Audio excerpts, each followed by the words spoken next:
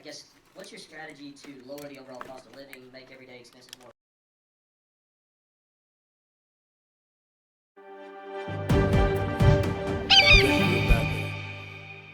That's a good. Don't get better, actually. Thank you very much. Well, Mr. President, thank you for being here. Thank you for coming back to the Business Roundtable. We're very honored that you would agree to accept our invitation in the first BRT meeting after your inauguration. That's true. Actually, that's true. And I have a lot of friends in the audience, a couple that I don't like particularly much, but for the most part, very good. And as we were talking about backstage, this is the largest attendance that we've ever had at a Business Roundtable meeting. Well, it's a great honor. Thank you. So if you don't mind, we'll jump in. Okay. So first of all, congratulations on the ceasefire between Ukraine and Russia today. That was hugely significant, as you know. Well, it's Ukraine, but we hope to get Russia. It turned out to be I've been saying that Russia's been easier to deal with so far than Ukraine, which is not supposed to be the way it is, but it is, and we hope to get Russia. But we have a full ceasefire from Ukraine. That's good. That's very good. And then the people in this room, we're going to tie us back together. The people in this room obviously are very interested in all the conversations going on around trade and tariffs that are important here. And then you've also had a large-scale effort to root out wasteful spending in the federal government. And I believe there's a thread that kind of ties all that together, and I'm just curious if you could share with us what that is. Well, it's basically make America great again. We have a bloated, very dishonest in many cases, federal government and bureaucracy that's been a long time coming. Somebody should have done this many years ago. And we're cutting numbers that nobody's ever seen before. Doge, as we call it, affectionately. You've been all hearing that term a lot. Elon's been doing really a fantastic job. He suffers a little bit because of it. People go after him, but actually I think in the end it'll maybe reverse itself and be just the opposite that's happened before. There's people that they tend to go after one group or another, but basically it's the other.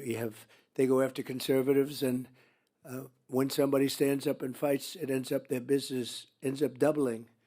You can see that. Just a little example, Goya Foods, he was just a wonderful man, the owner and the family, and largely Hispanic foods. And they went after him because he supported me, and this was the end of the first term. And he fought back, and it ended up that he ended up tripling his business, and it's today a much bigger business than it was before. And there are many examples of that, and maybe it's going to be that way with Elon. When I saw what was happening with this, the concerted effort by I think they're paid agitators. And when I saw what was happening, I said, I want to buy a Tesla. And we just went to the front. He had 4 beautiful cars there. And I bought one in front of the press. It was a very public purchase. And they're beautiful and do a great job. Very good competitors with Mary and everybody else. He's done a great job.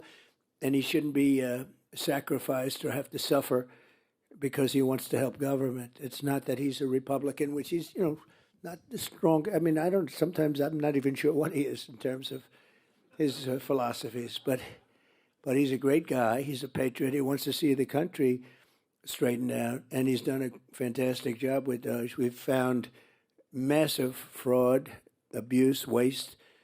And we had many, many jobs where there was nobody working but getting a check.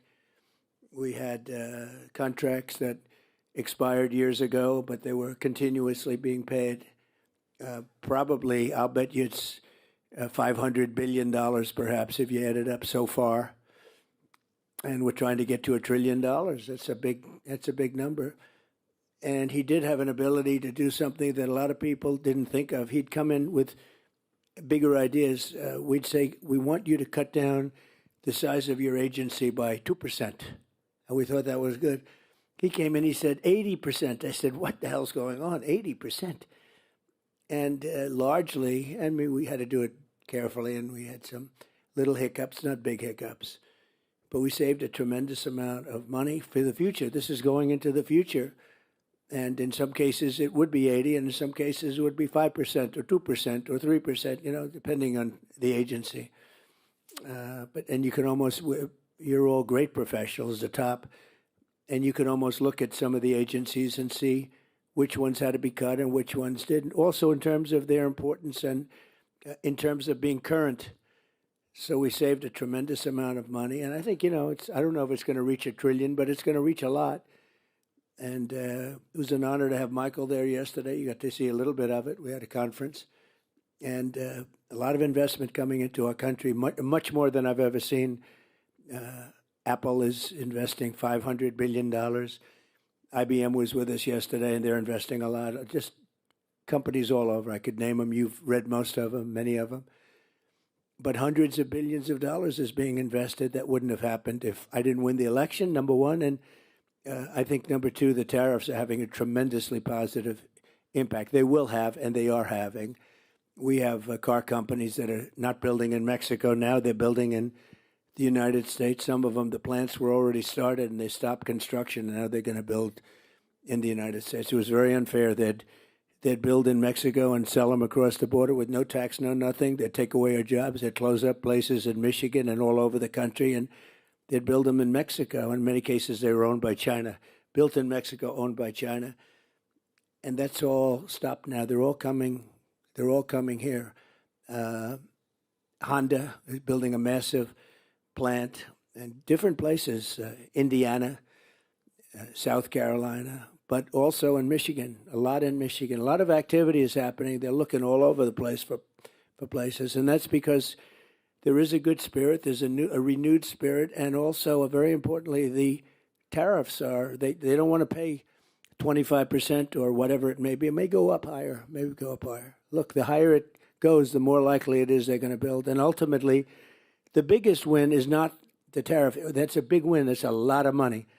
But the biggest win is if they move into our country and produce jobs. That's a bigger win than the tariffs themselves. But the tariffs are going to be throwing off a lot of money to this country. And we've been ripped off for years by other countries, many, many decades. And they were doing the same thing. But I think we'll do it better. And I think we have a bigger advantage because we really are the piggy bank. They weren't. Thank you, Mr. President. You've also mentioned rebuilding the American top priority. And I guess, what's your strategy to lower the overall cost of living, make everyday expenses